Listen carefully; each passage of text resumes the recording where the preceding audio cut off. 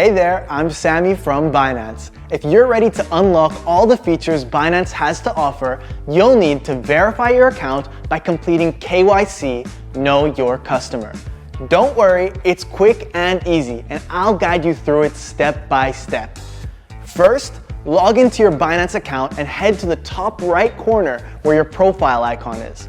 From the drop-down menu, select Account and then Identification to start the verification process. You'll see a button that says Get Verified. Click that and you'll be prompted to select your country of residence. This is important because it determines which documents you'll need to submit. Most users will need to provide a government-issued ID, like a passport or driver's licenses, and sometimes proof of address. Just follow the instructions and upload your clear photos of your documents. After submitting, Binance may ask you to complete a quick face verification.